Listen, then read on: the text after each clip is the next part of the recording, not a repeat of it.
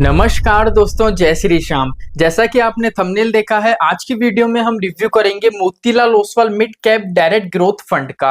अब यहाँ पे क्या है दोस्तों, सबसे पहले तो मैं आपको सारी बिल्कुल ए से लेके जेड तक की चीजें बताऊंगा, कंप्लीट एनालिसिस करेंगे, यहाँ पे रिटर्न्स की भी बात करेंगे और ऐसे स्टॉक की भी बात करेंगे जो यहाँ पे नेगेटिव परफॉर्म कर रहे हैं, जिस वजह से यहाँ पे काफी हमको गिरावट देखने को मिल रही है। लेकिन एक ऐसी पॉजिटिविटी यहाँ पे आपको देखने को मिलेगी जो आपको हिम्मत देगी कि भैया अभी के टाइम में अगर मैं निवेश करता हूं तो लॉन्ग टर्म में यहां से पैसा जनरेट कर सकता हूं। तो वीडियो शुरू करने से पहले सबसे पहले तो यहां पे रिटर्न्स की बात करेंगे, उसके बाद कंप्लीट जैसे हम रिव्यू करते हैं व्हाइट बोर्ड के अंदर, फिर व्हाइट बोर्ड पे चलेंगे और कंप्लीट रिव्यू करेंगे। ठीक है, तो सबसे पहले देखो, अगर रिटर्न्स की बात करें तो सीधी सी बात है, यहाँ पे तो गिरावट देखने को मिली है। अगर यहाँ पे अगर हम चेक कर रहे हैं, इसके अगर देखें हम इंडेक्स से बात करें या इसकी कैटेगरी से बात करें तो देख लीजिए, अगर एक महीने का रिटर्न देखें तो कैटेगरी और इंडेक्स में 6% की गिरावट है और पर्टिकुलर फंड में 7.5% की गिरावट है। अगर 3 मंथ का हम डेटा उठा के देखें तो पर्टिकुलर फंड में 22% की गिरावट है और यहाँ पे अगर इसके इंडेक्स में और कैटेगरी की गिरावट की बात करें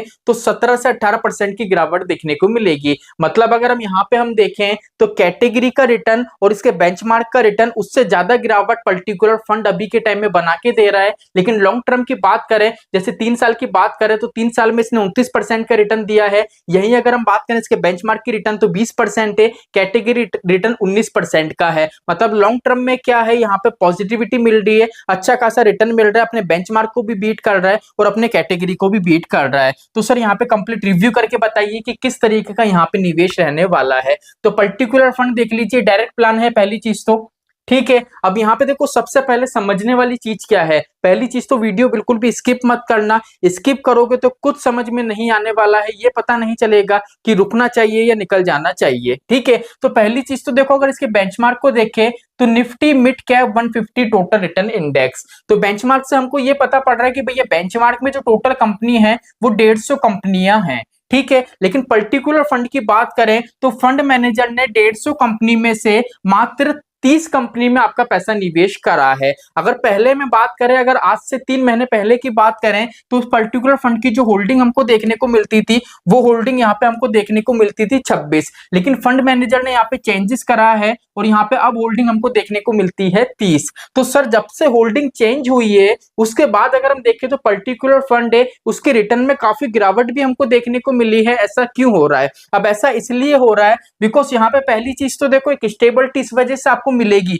क्यों मिलेगी? पहली चीज तो पर्टिकुलर फंड इक्विटी कैटेगरी का है, लेकिन अभी के टाइम में जो आप पैसा निवेश कर रहे हो तो एक तरीके से जो हाइब्रिड फंड होते हैं उस तरीके की यहाँ पे आपको एक स्टेबिलिटी मिल रही है। अब क्यों मिल रही है? बिकॉज पर्टिकुलर फंड मैनेजर ने देख लीजिए 71.6% पैसा इक्विटी में डाल रखा है, बाकी 9.5% पैसा आपका डेप्थ में डाल रखा है। जिससे क्या होगा, इक्विटी के भरोसे ये नहीं चल रहे, स्टॉक मार्केट के भरोसे नहीं चल रहे, यहाँ पे थोड़ा पैसा आप डेप्थ में डाल रखा है जिससे भैया थोड़ी बहुत स्टेबिलिटी प्रोवाइड कर सकें। अब आप बोलोगे कि सर गिरावट तो इतनी हो रही है, कौन सी स्टेबिलिटी मिल रही है? तो भैया थोड़ा धीरज रखो, ऐसा नहीं होता है कि डेप्थ में निवेश करा, निवेश करते कि दूसरे दिन रिटर्न मिल गया, ऐसा नहीं होता है। ठीक है, और यहाँ पे देखो कैश के रूप में भी फंड मैनेजर ने अच्छा खासा पैसा रख रखा है, 18% से ज्यादा। सेबी का नियम 5% है, लेकिन यहाँ पे 18% से ज्यादा। तो एक अपॉर्चुनिटी है भैया कि अभी के टाइम में इनके पास इतना पैसा है, अगर इनको कोई अपॉर्चुनिटी मार्केट में दिखती है तो वहां पे इजीली पैसा लगा सकते हैं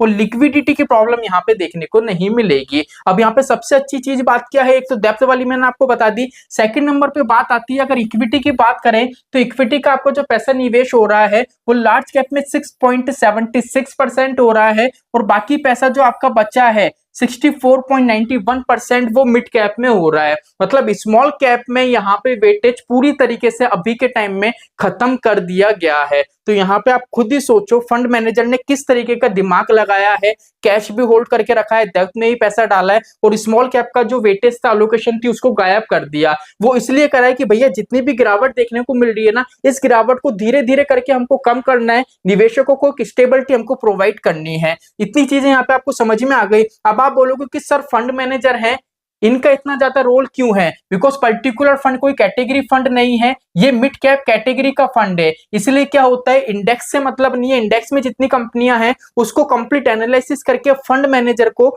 स्टॉक है वो देखने पड़ते हैं कि कौन से स्टॉक पर्टिकुलर फंड में हम शामिल करेंगे। अब यहाँ पे देख लीजिए 4 फंड मैनेजर देखने को मिलेंगे, 2 फंड मैनेजर 24 में नियुक्त करे गए थे अक्टूबर सितंबर के अंदर। बाकी 2 फंड मैनेजर हैं, एक 2022 को आए और एक 2018 को आए थे। अब फंड मैनेजर अभी के टाइम में देखें तो मार्केट से बिल्कुल भी रिस्क नहीं ले रहे हैं। क्यों रिस्क नहीं ले रहे हैं? बिकॉज यहाँ पे स्मॉल कैप का मैंने आपको बता दिया, डेप्थ का बता दिया, और तीसरी चीज अगर आप यहाँ पे देखोगे तो इसका बीटा है 1% के अंदर है 0.93%। अगर 1% के अंदर होता तो ये बोला जाता है कि भैया फंड मैनेजर है ना कुछ बड़ा दिमाग यहाँ पे लगा रहे हैं, मार्केट से रिस्क ले रहे हैं, लेकिन अभी के टाइम में ऐसा कुछ भी नहीं हो रहा है। ठीक है, अगर अल्फा की बात करें तो 9.1%, मतलब पर्टिकुलर फंड जब ये लॉन्च हुआ था उस टाइम इसका जो इंडेक्स था और अभी करंट टाइम में इसका जो इंडेक्स है अपने इंडेक्स से कितना परसेंट ज्यादा रिटर्न यहाँ पे अभी मिल रहा है 9.01%। तो लॉन्ग टर्म के अंदर देखें तो काफी बढ़िया बात है, अपने इंडेक्स को बीट कर रहा है। एक्सपेंस रेशियो भी आपको कम देखने को मिलेगा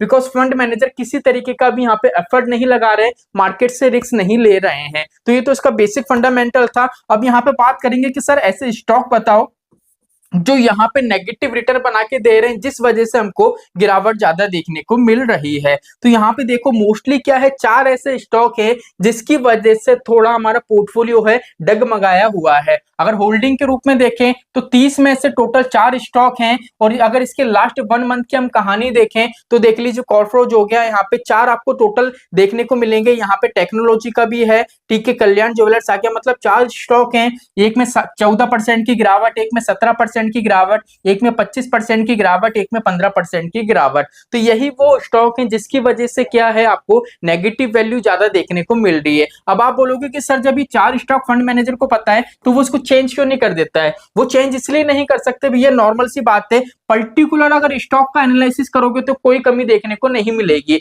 और फंड मैनेजर का यही है भैया, अभी अगर यहाँ पे 25% की गिरावट हुई है और अभी के टाइम में यहाँ से अगर हम एक्सिट कर लेते हैं तो नॉर्मल सी बात है 25% का नुकसान हो जाएगा। तो फंड मैनेजर का यही है, नीचे जान दो कितना जाएगा, एक दिन ऊपर तो आएगा, जिस दिन ऊपर आएगा ना उस दिन प्रॉफिट बुकिंग करके इसको हम निकाल देंगे। तो इस तरीके की प्लानिंग होती है फंड मैनेजर की। ऐसा नहीं होता है कि कोई स्टॉक अगर 2% गिरा है तो उसको एक्सिट कर लो, जो पॉजिटिव जा रहा है उसमें निवेश कर लो, ऐसा नहीं। अगर कोई गिर रहा है तो उसको गिरने देते हैं और ये देखा जाता है कि भैया वो पॉजिटिव वे में हमने जो जिस लेवल पे निवेश करा था उसके लेवल कब तक, उसके लेवल के ऊपर कब तक नहीं आता है। जब तक नहीं आता उसको कंटिन्यू रखते हैं, लेकिन अगर ऐसा लगता है कि भैया नीचे जा रहा है, फंडामेंटली खराब हो चुका है, तो कंडीशन है एक्सिट करना बनता है, तो वो एक्सिट भी करते हैं। तो आज की वीडियो में कंप्लीट हमने रिव्यू कर दिया है। देखो वीडियो को टाइमिंग में आपको बता दूं, नॉर्मल सी बात है, कम्युनिटी में मैंने पोस्ट करा था, साइड में आपको दिख भी रहा होगा, इस तरीके से अब वीडियो मिलेगी। और यहाँ पे मैं आपको एक चीज और बता दूं, हमारा एक टेक चैनल भी हमने क्रिएट करा है, ठीक है। अगर आप